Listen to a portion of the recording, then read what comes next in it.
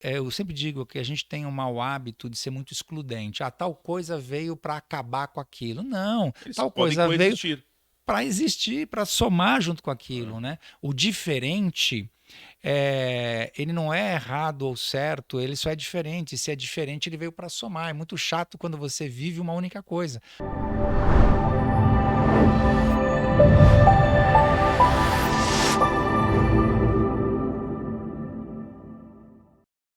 Senhoras e senhores, estamos de volta aqui do Welcome Tomorrow, esse evento que acontece em São Paulo. Estamos no Sheraton WTC e aqui só passa gente bacana.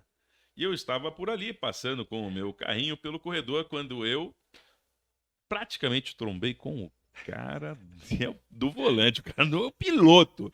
Eu tô aqui com o César, o piloto de teste da Autosport, o cara que ele é conhecidíssimo. Poxa vida. E, aliás, eu passamos no corredor e falou assim: eu aprendi a fazer baliza com você.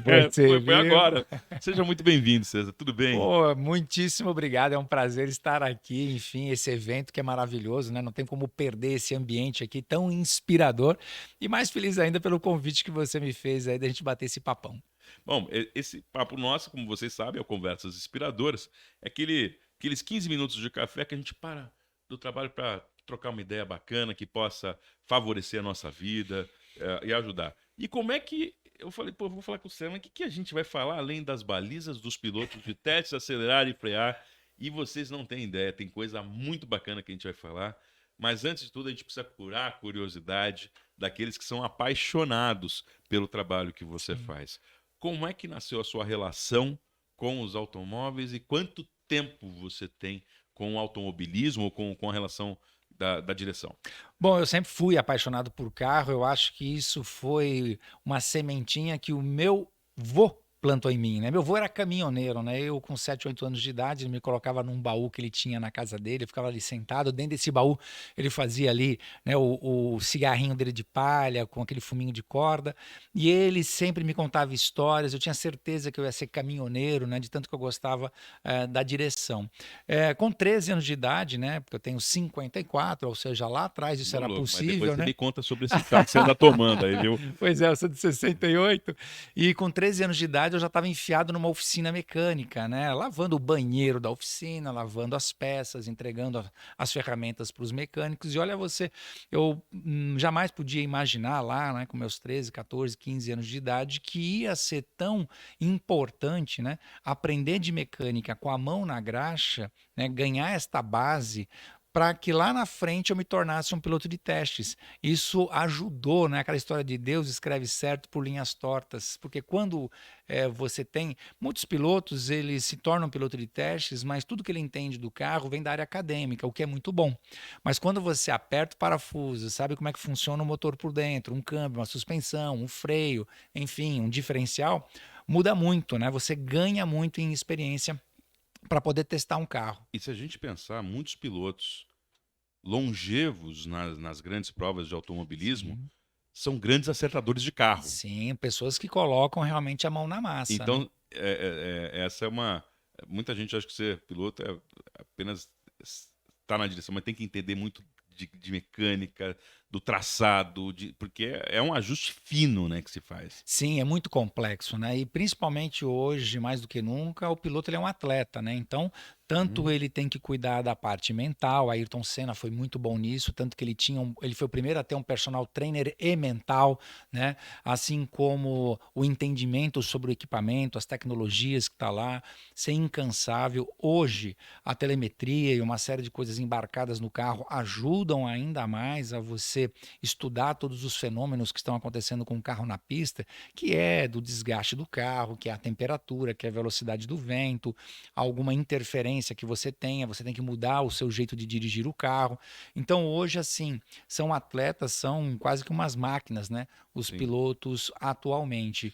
E eu acabei, por curiosidade, acabei indo parar na televisão exatamente porque eu fui piloto de teste do BMW Driver Training junto com o Ingo Hoffman, né?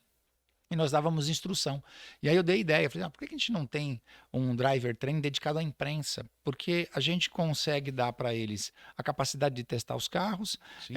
a gente consegue gerar para eles conteúdo, né, de direção defensiva para eles escreverem e de tecnologias embarcadas, né, porque naquela época estava vindo o ABS, por Pois exemplo. é, era uma grande novidade. E você falava há pouco que saber pilotar, antes de tudo, é saber frear. E o É, ABS foi uma revolução naquela época. exato, eu sou de uma época onde alguns pilotos falavam assim, não, eu freio melhor que o ABS.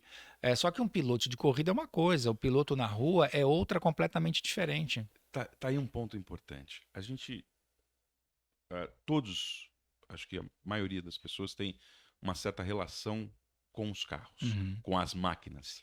Seja pelo meio do transporte, que leva a um lugar diferente, seja pela emoção de ter tido um Uhum. ídolo no automobilismo. Mas no fim das contas, quando a gente lida com o carro, a gente está lidando com a vida urbana na Sim. maioria das vezes. E a vida urbana dentro de um automóvel não é simples. Tem que ser atleta também? O que acontece é assim, um carro de rua não é igual a um carro de corrida, né? Um carro de corrida ele é um carro todo errado, né? Ele funciona sob pressão.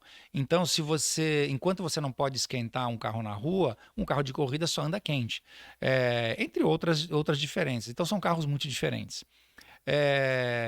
O carro de rua anda na rua, ele não anda num circuito. Então, o ambiente onde você usa é completamente E diferente. o motorista? E o piloto, ele é diferente do motorista. Por quê? O piloto, ele acaba treinando muito para ir contra o seu instinto, né? Então, você troca o seu instinto por um efeito condicionado. Já o ser humano tem o seu instinto. Por exemplo, o ABS veio exatamente porque quando você freia, a roda trava, você vira o volante, você vira passageiro. A roda tem que continuar girando. Então, o ABS ele veio para, no momento que você mais precisa do carro, que é você ter desaceleração, frenagem com o volante virado e desviar ou fazer uma curva, você ter o carro sob controle. Era muito louco antes. Imagina, o momento que você mais precisa da direção, o carro não é mais seu, porque as rodas estão Você virou travadas. passageiro. E aí, não adianta você dizer pro cara assim, ó, é só você tirar o pé do freio que as rodas voltam a girar. E o Ok, instinto? eu e você aqui devemos estar com o coração batendo 60, 70 por minuto, né? Nessa hora o Eu cara tá agradeço. 60, 80 por minuto, chamando Jesus de Genésio, ou seja, vai contra o instinto de preservação dele. Sim. Uma das coisas que eu sempre como piloto de teste, eu sempre quis conhecer como é que funcionava um pouco o corpo humano, esses gatilhos. Sim. E eu usava sempre muito isso para explicar por que determinadas tecnologias tinham que existir. Sempre com o objetivo de dar conforto, mas principalmente segurança e salvar vidas, né? Sim. Então, eu sempre fui criando uma série de contestações ou de afirmações sobre por que aquele carro podia ir para frente ou não, por que aquela tecnologia podia ir para frente ou não, mas sempre colocando o ser humano no primeiro lugar. Como é que o ser humano reage, né? Eu brinco que do Homo erectus ao Homo motorista foram 2 milhões de anos, Pois é. né? E a gente traz com a gente instintos ainda do Homo Bem erectus, primatas. bem primatas, né? Então, o que é dirigir dentro da evolução da espécie? Se a gente fala de 2 milhões de anos, o homem dirige há 100 anos. 100 anos é uma gota no oceano Nada. falando de evolução. Sim. Por isso que essas tecnologias são importantes. E ainda hoje, por incrível que pareça, tem pessoas que resistem a essas tecnologias achando que é só um acessório para deixar o carro mais caro. Mas eu vou te falar, eu testo o carro há 30 anos. Em 3 décadas, o carro evoluiu demais. Quando eu hoje tenho lá uma curiosidade de dirigir um carro, sei lá, de 10 anos, 20 anos atrás, eu falo, gente, como a gente, graças a Deus, conseguiu melhorar a máquina, conseguiu melhorar o carro, né, na sua dirigibilidade, no seu conforto, mas sobretudo na sua segurança. Eu acho que esse é a grande mudança. Eu particularmente sou.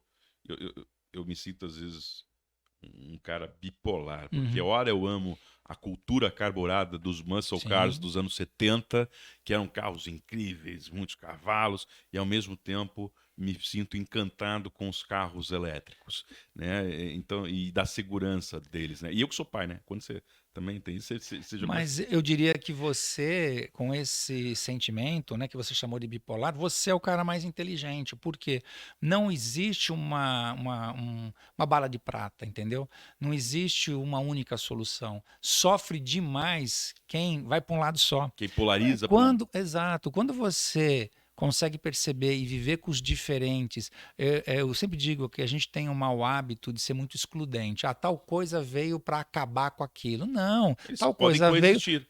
para existir, para somar junto com Né? aquilo, né? O diferente, ele não é errado ou certo, ele só é diferente. Se é diferente, ele veio para somar. É muito chato quando você vive uma única coisa. Quando entra algo diferente na sua vida, você aprende. É um aprendizado, é uma novidade, né? Isso não significa que você tem que deixar aquilo de lado. As coisas podem conviver Aí muito aumenta bem o juntos. repertório, né? Sim. Uma pergunta por curiosidade minha. O piloto de teste de 30 anos atrás, que pegou os primeiros carros para testar, oficialmente como Aham. profissional da. E o piloto de teste hoje, você enxergava. É claro, tira o equipamento que Sim, tem sim. características, mas você. A emoção, o tesão de sentar, pilotar aquela máquina. É a mesma coisa ou você olha coisas diferentes hoje? E por quê? Não, na verdade, assim, de sorte, eu acabei tendo como profissão algo aonde o desenvolvimento ele é muito dinâmico. Então, o que mais me impressiona, né, em trabalhar com engenharia da mobilidade ou com engenharia automobilística é que todo dia você toma um susto. Você anda com o carro hoje, você fala, pronto, chegou. Os caras chegaram, Bateram no teto, como é que bateram ele no vai teto. superar isso aqui? Não, daqui 2 meses você vai no outro lançamento e você abre tua boca de novo, você fica de boca aberta com as novidades que estão chegando. Eu acho que a gente tem que entender que nas empresas e na nossa vida, né, o telefone celular e todo esse mundo virtual, ele veio para revolucionar dentro da indústria automobilística também, em todos os sentidos. E aí a gente vê que ampliou ainda mais tudo aquilo que a gente pode agregar de valor, né, e de segurança para um automóvel. E ter a sorte de, às vezes, estar testando alguma coisa aqui que vai ser lançado daqui 2 anos, aí é muito bacana, porque eu vejo, né, o pessoal andando com as coisas na rua, tudo tal, o cara fala, nossa, isso aqui é o que há de melhor. Aí eu fico pensando como é que é, espera um aninho que você vai ver o que está vindo por aí.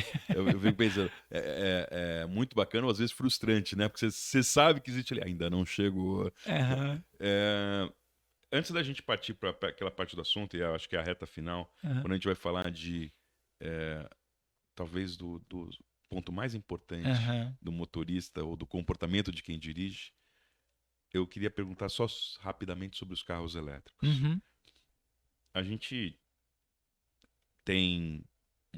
Eu moro numa cidade de São Paulo, uma cidade com bastante impacto de poluição. Nós temos também uma cidade onde o trânsito é bastante alto, o que faz uhum. com que a produtividade do combustível diminua.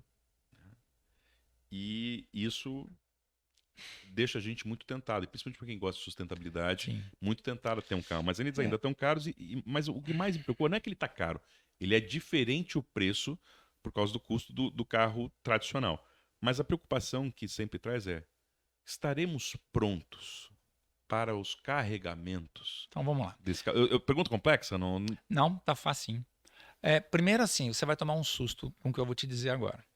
No lugar onde você mora, que tem os ônibus passando, os carros passando, e todos eles com o motor ligado, queimando combustível, você sabe quanto eles estão jogando de CO2 na atmosfera? 13%. Onde é que estão os outros 87%? eu gostaria de saber. Está na fabricação do automóvel. Hum, E vou dizer mais, se no lugar onde você mora, os carros que estão andando ali de todos os seus vizinhos for um motor flex, e se as pessoas estiverem usando etanol, elas estão mais amigas do meio ambiente do que se você comprar um carro elétrico por causa hoje das com baterias de nióbio? bateria usando a rede. Ainda usando uma rede que, graças a Deus, no Brasil, 80% dela é limpa, porque ela vem ou de eólica, né? Ou ela vem de hidráulica, ou ela Sim. vem de energia solar. Quando nós não estamos operando em bandeira vermelha, porque aí na bandeira vermelha cai para 50 mais ou menos. Então, existe uma certa. Um desconhecimento, né? Há E um eu desconhecimento. assumo esse desconhecimento. Sim, E eu gosto até de quando trazem mais informações para a gente melhorar a sim. percepção. Porque assim, o motor elétrico é bom. O que não é bom no carro elétrico? A A bateria bateria. e usar a rede. E o que é que nós estamos testando hoje?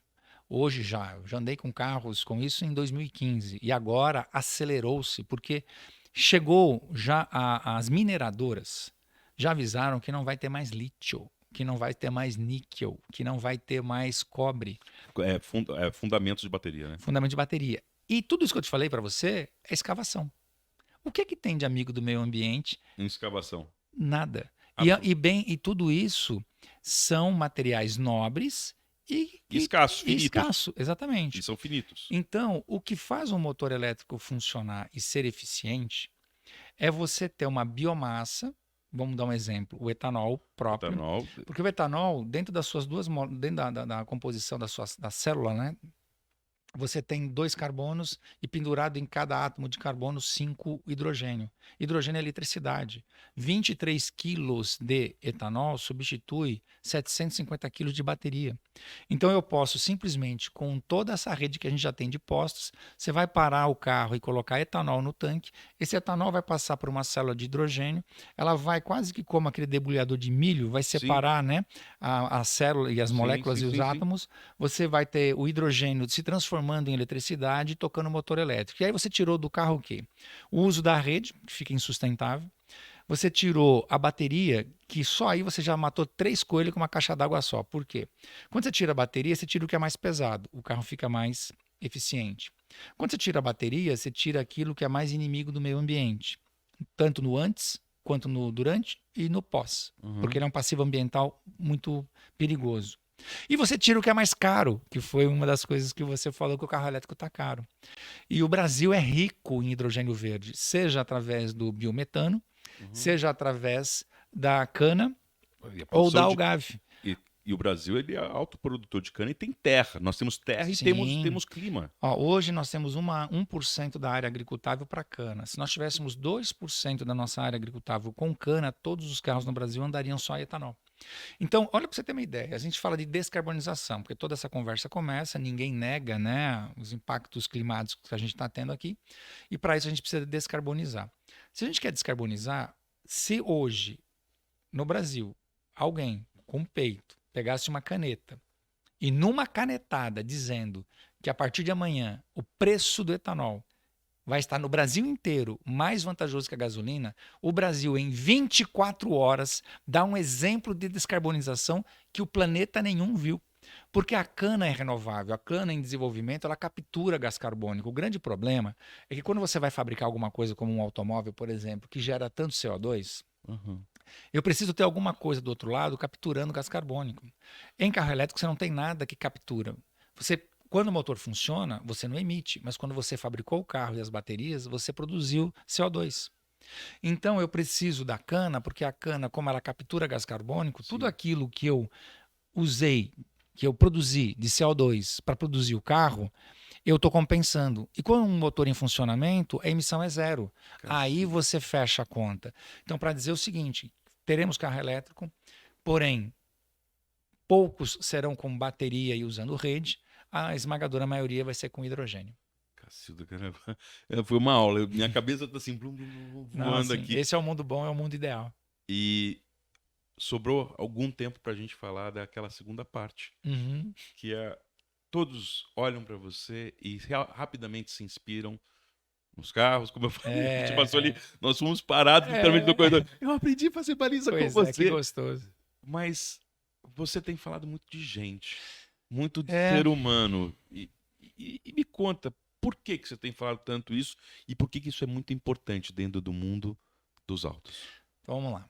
É, na verdade, cara, é o seguinte. hum,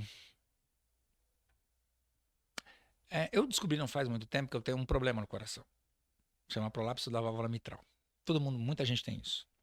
Só que para cada pessoa isso se manifesta de um jeito. E no meu caso, quando eu fico muito calmo, muito tranquilo, quando meu coração está batendo muito em baixa frequência, eu tenho um descompasso porque o meu ramo direito ele é interrompido. Mas quando meu coração acelera, aí sim, meu coração bate igual ao motor de um Porsche. Só que tem um Ele detalhe. bate bem, Bate rápido, ele bate bem, ele bate forte. Então, eu sempre estou acelerado. Eu sou um cara acelerado. Os Sim. médicos me diagnosticaram também como um pequeno dormidor, porque eu não sei, em 54 anos, o que é você chegar, dormir, tipo 10 horas da noite, e acordar no dia seguinte na mesma posição. Eu, de 5 minutos, tenho que me movimentar porque eu tenho que acelerar. É uma É característica uma muito. característica exata. E o que que acontece? Uma vez num evento, aliás, do Welcome Tomorrow, veio uma informação que me impactou muito, que foi o fato de que nós, seres humanos, temos, em média, na vida, 2,5 bilhões de batimentos cardíacos. Eu não sabia disso. Só que quando você põe a mão no peito e você sente uma batida, isso significa que para cada uma que você tem, é uma a menos. Se o seu coração agora estiver batendo 60 por minuto e o meu, que é acelerado, estiver batendo 80, significa que eu vou precipitar meu fim antes de você. Eu vou chegar nos 2,5 bilhões antes de você. Só que, na medida em que eu fui casando, procriando, errando, cantando, chorando, brincando, eu percebi que não importa quantas batidas meu coração vai dar. O que importa é por quais motivos ele vai bater. E o que eu tenho me dedicado há muito tempo é fazer com que o meu coração ele não bata de raiva, ele não bata por discórdia, que ele bata por coisas boas, porque no fim o que vale é os motivos pelo qual ele vai bater. Se vai chegar nos 2,5 bilhões daqui 10 minutos, para mim já não Mas que importa sejam mais. Que valiosos. sejam valiosos. E não existe outra forma de você ser feliz, eu aprendi isso, se você não estiver fazendo bem para o outro. Não tem outra forma, né? Eu aprendi também o que é a ocitocina, né? A ocitocina é tão potente que a ocitocina está presente e é descarregado numa mulher quando ela dá à luz a uma criança.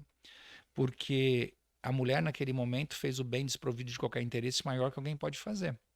É dar a vida a uma pessoa. E quem faz o bem recebe uma descarga de ocitocina. Quem recebe tem uma descarga de ocitocina. E quem assiste tem uma descarga de ocitocina. E por isso esses dois serizinhos se amam incondicionalmente. E você vai ficar muito feliz porque você comprou uma casa nova, você só vai estar feliz. Mas você não vai ter ocitocina.